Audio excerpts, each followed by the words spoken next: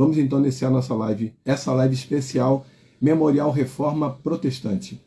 Esse tema Reforma Protestante, ele mexe muito conosco e muitas vezes a gente nem sabe como se deu, como foi construído, né? E homens, eles morreram literalmente por causa das suas convicções teológicas, né? E aí essas convicções teológicas, elas foram acompanhando, né, o crescimento da igreja, e essa transformação nos alcança hoje. Então a reforma protestante, ela foi extremamente importante. É bem verdade que na perspectiva, por exemplo, na perspectiva católica, foi uma revolta, né, contra a liderança da igreja da atualidade, né, o Papa, daquele tempo, o Papa. Se a gente considerar uma perspectiva histórica, perspectiva protestante, nós vamos ter diversas opiniões acerca desse mesmo movimento, desse mesmo evento histórico e transformador para a história da igreja evangélica no mundo. Isso é tão verdade que ela nos alcança até hoje. Ela permanece viva até hoje. Então, nós precisamos entender a grandeza e a relevância que teve e continua tendo essa reforma protestante para a nossa vida hoje, né? Porque nós temos tudo a ver com essa reforma. A reforma protestante não foi um evento que se deu no passado, né? Um acontecimento histórico e a gente só lembra no dia 31, não, nós vivemos isso dia após dia. E precisamos, acima de tudo, manter essa transformação, esse legado, porque homens perderam suas vidas reivindicando essa transformação, essa mudança. Vamos ver então. Essa reforma protestante, ela se deu, teve um dia, né, uma data, um marco, né, desse evento, que foi o dia 31 de outubro de 1517, quando Martinho Lutero ele afixa naquela igreja, naquele castelo, as 95 teses, que nada mais era, a gente vai ver isso na frente, do que uma tentativa de fazer com que a igreja da época ela retornasse para as Escrituras. Porque até então a igreja tinha tomado um rumo assim totalmente fora das Escrituras. E nós podemos ler vários livros, inclusive eu tenho aqui atrás alguns livros, eu vendo, né, livros, então tenho aqui muitos livros que a gente anuncia. Mas esses livros, eles não são verdade absoluta. Esses livros, eles não podem substituir a Bíblia. Eu tenho aqui uma Bíblia, ó, a Bíblia, né, bem surradinha, mas é a Bíblia e ela está funcionando a todo vapor, perfeitamente. Ela não pode ser substituída por qualquer livro, por mais importante que seja o livro. Ele deve ser usado, né, como ferramenta de apoio, de construção de pensamento, de definições, mas eu não posso ter esse livro como verdade absoluta. Ele não pode sobrepor a Bíblia. A Bíblia é a palavra de Deus. Então, sendo a palavra de Deus, é a verdade absoluta. Eu posso ter qualquer outro livro, e devo ter, porém, esse livro não vai nunca, em hipótese alguma, substituir a Bíblia. Por essa razão, Martinho Lutero afixa essas 95 teses naquele castelo, naquela época, para que a igreja, e isso não era uma forma assim insubmissa, desrespeitosa, não, era simplesmente algo da época que era convidar, desafiar aquelas pessoas que para um debate. Então eles iam confrontar as suas ideias, e nesse confronto eles iam sustentar as suas teses, as suas teorias, e essa sustentação é que ia mostrar para o povo quem é que estava certo e quem é que estava errado. Então Martinho Lutero convida essas autoridades que detinham o poder, vamos dizer assim, da teologia da época, né, das decisões, eclesiásticas, e ele convida esse povo, desafia esse povo para um debate, simplesmente para colocar as suas posições em pauta, na mesa, e sustentar e convidar eles a refutarem, caso eles pudessem fazer isso. E isso não aconteceu, e então Martinho Lutero é tido como o pai da Reforma Protestante. Eu queria falar agora sobre os pré-reformadores, aqueles homens, e eu separei aqui 3, você pode ver nos livros de história outros pré-reformadores, mas eu separei esses 3 que são de fato pessoas que viveram muito antes da reforma, mas eles já caminhavam para esse evento, eles já estavam alinhavando todo esse processo, porque eles já demonstravam uma insatisfação com essas práticas. Isso trazia um incômodo, porque imagine só, você fazer algo que você acredita estar errado, ou pelo menos acredita estar em desacordo com a palavra de Deus. No nosso caso, a nossa Bíblia, né, ela ou deveria ser, né, a nossa regra de fé e prática. Então, quando esses homens se deparam com essas práticas que contrariavam a palavra do Senhor, eles se incomodavam com isso. E eles não queriam ficar apenas incomodados, eles queriam falar. E aí, esses homens, como John Wycliffe, que nasceu em 1330 e morreu em 1384, esse inglês, ele é considerado o precursor da reforma. Esse homem, ele pregava, né, a palavra do Senhor, e ele contestava as práticas da igreja nessa época. Ele assumiu uma paróquia, e nessa paróquia ele pregava dessa forma. E naquele tempo ele já apresentava, já mostrava ali uma insatisfação contra o líder da igreja, né, o Papa, por causa das práticas da igreja. Esse homem, ele foi um estudante da Bíblia. Esse homem baseava os seus ensinamentos, né, John Wycliffe, na Bíblia. Ele não tirava da cabeça dele, não, ele acordou, ele sonhou, e agora ele vai colocar essa doutrina, como a gente vê por aí, né, muita gente, não, porque eu tive um sonho, e aí Deus falou comigo, e agora ele coloca esse sonho como sendo uma doutrina, como sendo uma verdade absoluta. Eu vejo muito isso, e isso traz muita tristeza, porque as pessoas brincam, né, com essa questão tão séria, né, que é o chamado que vai trabalhar, que vai tratar de vidas. E aí a gente vê coisas assim do outro mundo, né, acontecendo dentro de igrejas. Esse homem, ele reivindicava não uma mudança por causa dele, mas ele reivindicava uma mudança por causa das práticas que contrariavam a Bíblia. E aí, nessa tentativa, esse homem foi excomungado, né? Ele foi assim, tido como alguém que era inimigo da igreja, vamos dizer assim. E aí, essa briga contra o celibato, essa briga contra as práticas ineficazes da igreja, levou esse homem a ser retirado da igreja. Jerônimo Savonarola, também um homem que pregava contra as práticas da igreja, ele recebe um chamado para pregar fora das 4 paredes. Ele recebe esse chamado para sair da igreja e pregar como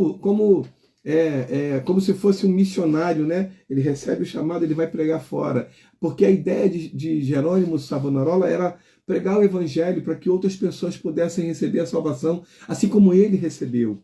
Esse homem, na sua pregação, ele contrariava toda a prática da igreja da época. Então, essas pregações dele confrontavam, assim, literalmente, né, tudo aquilo que a igreja pregava naquela época. Então esse homem, ele não era bem visto, ele já estava sendo colocado para fora, mas eles não queriam apenas tirá-lo, eles não queriam apenas excomungá-lo, eles queriam fazer mais. E esse homem foi, além de excomungado, ele foi enforcado e seu corpo queimado. Ele se não bastasse somente ser excomungado, se não bastasse ser enforcado, se não bastasse ser queimado, a tentativa daqueles homens, dessas autoridades eclesiásticas da época, era de assim, sumir com qualquer lembrança de Jerônimo Savonarola. Tudo aquilo que lembrava esse homem, eles queriam fazer com que todos ali se esquecessem. O que eles fizeram nessa tentativa de fazer com que esquecessem desse homem pré-reformador? E aí, jogando suas cinzas no rio Arno, elas iam embora e ia também junto com o rio a sua história. Graças a Deus, isso não aconteceu. A prova disso é que nós estamos falando dele hoje, em 2024. Esse homem morreu em 1498. Então, se a gente considerasse aí, são 526 anos. E depois de 526 anos, eu e você ainda estamos lembrando desse homem que foi enforcado, queimado, e suas cinzas, ao invés de serem colocadas num pote para lembrança, né, da posteridade, não, foi jogada no rio para esquecimento, mas não foi esquecido. Deus, ele hoje faz com que eu e você nos lembremos desse ato, desse homem. Por quê? Porque esse homem deixou um legado. Esse homem deixou uma história. E a coisa mais interessante acerca de Jerônimo não é somente o que ele fez, que já foi assim extremamente relevante para a igreja do Senhor, mas o mais importante é ele entender que ele era um instrumento de Deus para aquela época e também para o futuro. Ele não colocou o seu sofrimento acima da causa, acima do propósito de Deus. Ele diz, a última frase dele antes de morrer, ele sofreu tanto por mim. Você consegue entender? Um homem que está morrendo, ele foi enforcado, agora ele vai ser queimado. E ele, antes de morrer, ele podia dizer qualquer coisa. Ah, a igreja me abandonou. Deus, por que o Senhor permitiu que isso acontecesse comigo? Deus, porque eu sou um homem fiel, eu estou trabalhando para o Senhor. Aliás, eu só estou sendo enforcado porque eu estava trabalhando para o Senhor. Não. Ele colocou de lado todo o seu sofrimento, todo o seu direito de reclamar qualquer coisa. Ele coloca de lado e ele agora vai dizer, ele sofreu tanto por mim. Consegue entender isso? É isso. Esse é o desafio para mim e para você. Em algum momento da nossa vida, pode ser que nós venhamos a sofrer algum tipo de dano. Pode ser que nós venhamos a sofrer algo. E esse algo pode ser tão doloroso para nós que a gente não vai saber o que fazer, pode fugir do nosso controle. Mas o que nós temos que ter em mente é que esse sofrimento, ele faz parte da nossa caminhada cristã e principalmente caminhada ministerial. Você lembra do livro de Atos, capítulo 14, versículo 22? Esse texto é assim, tem que estar no nosso coração. Atos 14, 22 fala do apóstolo Paulo quando é apedrejado e tido como morto e jogado para fora da cidade. Em seguida ele se levanta, os discípulos estão rodeando ele, e aí ele coloca, e aí olha só, aquele que era para reclamar, aquele que era para questionar, aquele que era para reivindicar direitos, ele vai exortar o povo a permanecer na fé. Esse homem fala assim, e exortando-os a permanecer firmes na fé, dizendo que importa que por muitas tribulações entremos no reino de Deus. Então esse homem, apesar de todo o sofrimento, ele consegue ver o propósito de Deus através da sua vida. Ele não fica simplesmente reclamando, ele não fica ali falando, mas como pode? Por que isso está acontecendo? Logo comigo, eu não mereço isso. Não, ele coloca, é o que Jerônimo Savonarola faz. Ele olha para o seu sofrimento, coloca de lado e coloca em foco Jesus Cristo, o sacrifício do Senhor. Por causa dele, ele fala, ele sofreu tanto por mim. Ele consegue ver Jesus e consegue tirar de cena a vida dele. É muito tremendo isso. É muita maturidade. É muita certeza do propósito de Deus na sua vida, quando ele faz isso. E o último pré-reformador foi Jean Hus. Jean Hus também foi condenado agora, não a ser enforcado, mas a morrer na fogueira. E se ele abandonasse essa pregação, se ele abandonasse essa prática de ficar pregando, né, contra a igreja e a favor dessa reforma da igreja da época, ele seria liberado de morrer queimado. Mas ele não faz isso, porque a Bíblia estava sendo esquecida, colocada de lado. Princípios bíblicos estavam sendo atropelados por causa de um propósito da igreja da época. Deus estava sendo colocado de lado. E essa pregação de Jean Hus estava assim incomodando as autoridades eclesiásticas da época. E aí ele, defendendo esse retorno às Escrituras, ele foi condenado a morrer na fogueira. Mas uma coisa interessante, Jean Hus, ele consegue entender, juntamente com os outros dois pré-reformadores, John Wycliffe e Jerônimo Savonarola, ele entende que acima do sofrimento dele estava o propósito de Deus. Esse homem consegue entender, a partir das suas práticas, que Deus estava fazendo algo muito grande. E olha só o que ele diz. Eu vou ler para você aqui uma frase que Jean Hus deixa antes de morrer.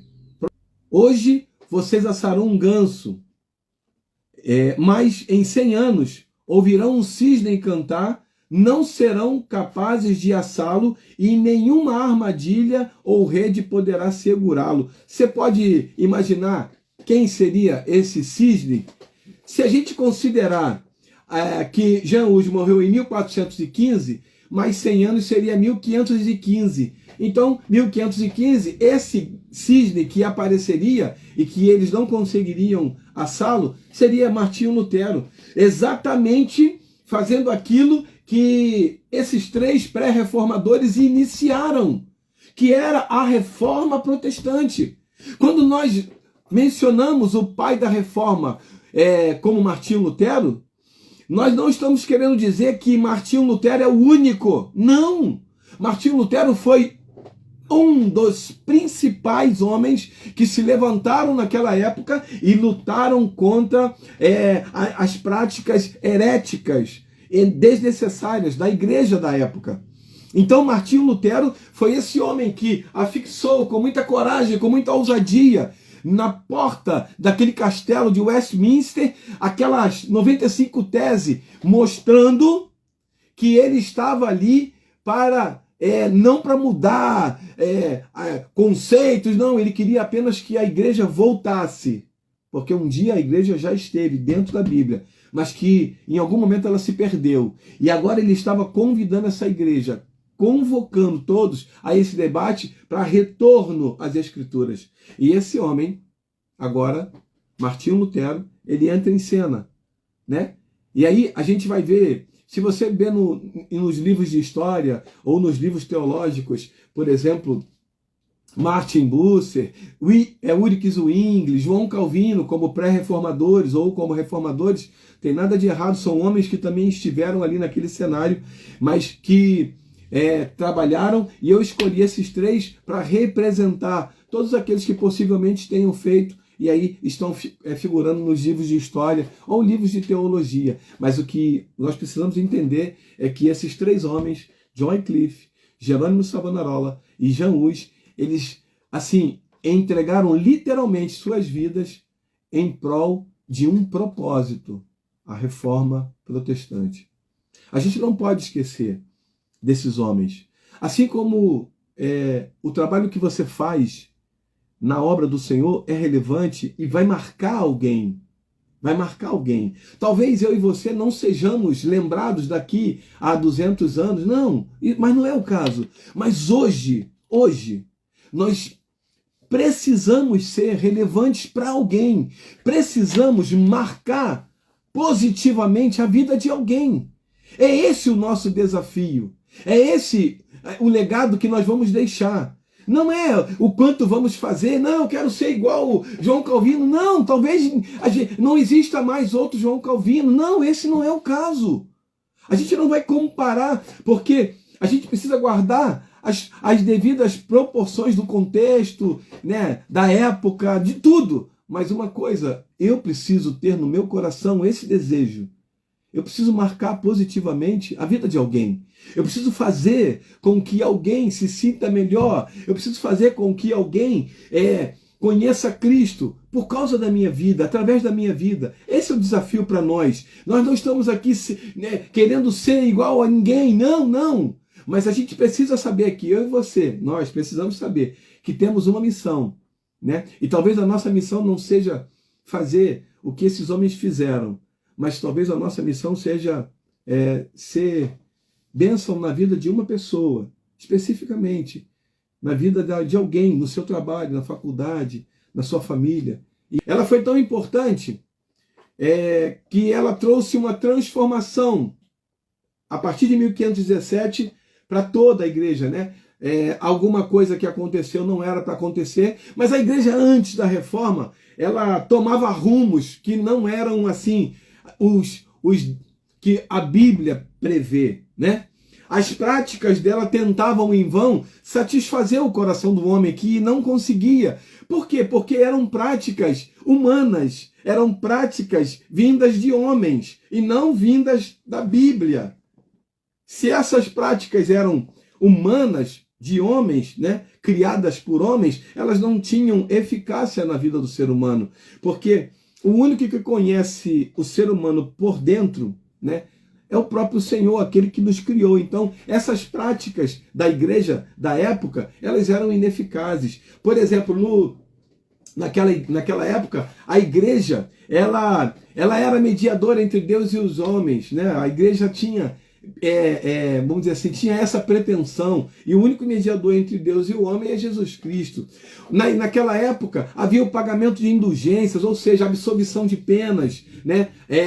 A igreja tentava, né, convencer as pessoas que pagando, ela ia ter a pena absolvida, então o seu pecado ia ser perdoado. E isso não é verdade. O único que tem o poder de perdoar os nossos pecados é o sangue de Jesus.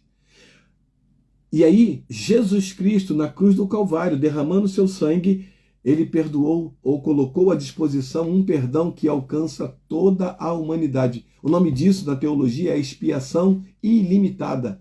A expiação de Cristo, ela está disponível para todas as pessoas. Todos aqueles que se achegarem e reconhecerem a Jesus terão acesso a esse perdão que Jesus Cristo disponibilizou para toda a humanidade. Porque Deus amou o mundo de tal maneira que deu seu Filho unigênito para que todo aquele que nele crê não pereça, mas tenha vida eterna. Então, a expiação de Deus, ela é universal para todos aqueles que nele creem.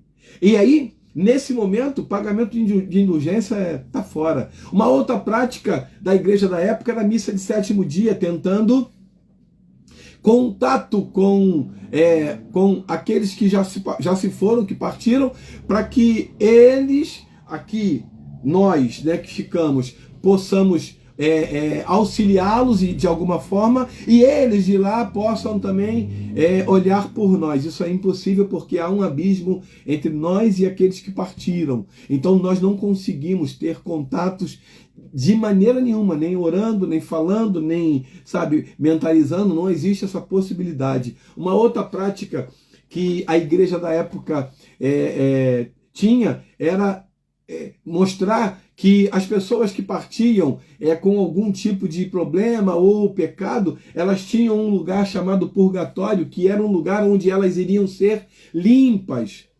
onde iria ser purgado o pecado, onde aquele pecado ia ser, acertado para que a pessoa pudesse ter acesso ao céu. O purgatório, eu não lembro, né, de ter visto na Bíblia, eu não lembro. Eu consigo ver na Bíblia, o que eu sempre falo, que é um estado intermediário, né? Por exemplo, a pessoa morre e vai para onde? Aí pode ser que na teologia alguém tenha uma sustentação para um estado intermediário, um lugar de espera. Por exemplo, Tessalonicenses vai dizer: aqueles que morreram em Cristo ressuscitarão primeiro, ou seja, eles estavam dormindo. Onde? Em um lugar chamado de estado intermediário, um lugar de espera daqueles que serão julgados. Contudo, esse lugar, ele não muda a condição daqueles que morreram. Por exemplo, se o cara morreu em Cristo, se a pessoa morreu em Cristo, ela vai ressuscitar para a vida eterna. Se ela morreu sem Cristo, ela vai ressuscitar para a condenação eterna. Isso está na Bíblia. Então, purgatório eu não lembro de ter visto na Bíblia, por isso a gente não aceita. Uma outra coisa que a igreja da época fazia, e a igreja continua fazendo aqui na atualidade, né? Aqueles que não mudaram, é acender velas. Cristo é a nossa luz, é a luz do mundo. Nós não precisamos de absolutamente nada além da luz de Cristo. Não existe a possibilidade mínima de nós estarmos sem luz, porque morremos. Nós morremos em Cristo, e Cristo é a luz do mundo, então nós não precisamos de vela. Uma outra coisa, o autoflagelo. A tentativa dessas pessoas da época, e hoje em dia a gente consegue ver também, é a tentativa de consertar o pecado através da autopunição. Isso é impossível.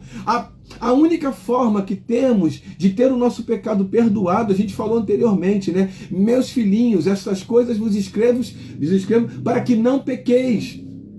E se pecar, tendes um advogado perante o Pai, Jesus Cristo, o justo. Então, a única maneira que nós temos de ter o nosso pecado perdoado é reconhecendo a Cristo como Senhor e Salvador da nossa vida. Somente Ele, tem o poder de perdoar pecados. O flagelo ou o autoflagelo não vai mudar em nada essa situação. Uma das coisas que acontecia e acontece hoje é que no momento da missa, né, o sacerdote pegava o pão e o vinho e ele orava, e esse pão e esse vinho se transformavam literalmente no corpo e no sangue de Cristo. Como que se chamava isso? E se chama ainda transubstanciação, que é quando o sacerdote ora e o pão que ele está segurando e o vinho se transformam literalmente. Agora não é mais o pão, mas é o corpo de Cristo. Agora não é mais o vinho, mas é o sangue de Jesus. Transubstanciação. E nós não fazemos isso porque não literalmente transformando esse pão em corpo e esse suco de uva em sangue de Jesus, mas entendendo que quando nós estamos participando, nós comemos do pão e nos lembramos do sacrifício de Jesus. Ele foi cuspido, ele foi açoitado, ele foi chicoteado, ele foi humilhado. E quando nós bebemos do sangue, nós nos lembramos que o sangue de Jesus nos purifica de todo pecado. Então, é esse o motivo pelo qual nós participamos da ceia do Senhor, para nos lembrarmos de todo aquele sofrimento, não com tristeza, mas com alegria, sabendo que esse sofrimento nos trouxe vida e vida em abundância. Os sacerdotes aplicavam uma água benta, né, para perdão de pecados, e pode, né, simplesmente jogar água benta e o pecado ser perdoado. Uma outra coisa é que alguns sacerdotes da época e ainda hoje, eles acreditam que são a sucessão apostólica na terra. Então os pastores, eles não têm autoridade de Deus para pregar o evangelho. A única autoridade foi dada para eles porque eles são a sucessão apostólica na terra. E isso não é verdade, né? Quando nós partimos para entender a reforma, a gente vai entender que Martinho Lutero, ele foi um monge e ele não tinha, de maneira nenhuma, a intenção de criar uma nova religião. Ele não tinha uma intenção de criar a igreja luterana. Ele tinha a intenção de fazer com que aquelas práticas consideradas ineficazes, desrespeitosas, sabe, heréticas até, elas deveriam ser paradas, e a igreja precisava voltar para dentro da Bíblia, ou seja, para as Escrituras, fazer aquilo que as Escrituras dizem que nós precisamos fazer. E ele, quando começa a estudar o livro de Romanos, ele começa a ver dentro do livro de Romanos, escrito por Paulo, que esse livro, ele traz um elemento assim principal né, uma mensagem central que mostra aquilo que eu e você precisamos fazer para receber a salvação de Cristo, ou a salvação de Deus através de Cristo. Ele mostra, o livro de Romanos mostra que a justificação, ela é somente pela fé. Então, Martinho Lutero, lendo esse livro, Romanos, lendo a Bíblia, ele percebe que o homem estava caminhando a passos largos para a perdição, ou fazendo coisas que não eram necessárias, quando na verdade ele só precisava olhar para Cristo e seguir olhando para o Senhor. Ele sim, era aquele que nos justificaria diante de qualquer pecado. E justificação é você não receber a punição que você merecia. Justificação é eu não receber a punição que eu merecia por ser pecador. Então, quando Cristo morre na cruz, ele está dizendo: está consumado, está pago. Ele coloca diante de nós, no nosso corpo espiritual, vamos dizer assim, ele coloca: está pago. Aí, quando o credor chega para cobrar, né, o diabo, ele fala: isso aqui é meu. Não, não, está pago. Aqui, ó, Jesus pagou. Então, Martinho Lutero entendeu que o homem só precisa de Cristo para receber a salvação. Ele não queria criar uma nova igreja, a igreja luterana. Ele queria que essa igreja voltasse para as Escrituras, entendendo que Cristo, ele é suficiente para nos perdoar o pecado e nos conduzir até o Pai para morar eternamente com Ele. Amém? Que você possa, nessa semana da Reforma, assim, ler alguns livros. Eu tenho muitos livros aqui que falam da Reforma, né? Se você quiser, eu te mando o catálogo para você ver. Mas leia algo para você se aprofundar nesse assunto que é a Reforma Protestante e entender que isso que você vive hoje é fruto de homens que se dedicaram e morreram para que isso fosse realidade na nossa vida hoje. Amém? Que Deus abençoe a tua vida e que você possa viver, assim, todos os dias da sua vida, intensamente a Reforma Protestante, conquistada a preço de sangue, há muitos anos atrás. Se nós considerarmos John Wycliffe, o precursor da Reforma, ele 1400, ele morreu 1400 e pouco. Então, esse homem, há mais de 600 anos, vamos dizer assim, ou 600 anos, ele estava já trabalhando para que isso que nós vivemos hoje fosse possível, fosse realidade. Amém? Que Deus abençoe a tua vida e que você possa todos os dias se lembrar que você tem uma missão, levar Cristo para outras pessoas e não permitir que essas práticas que contrariam a Bíblia sejam verdade na sua vida. Amém? Deus abençoe a tua vida, a tua família.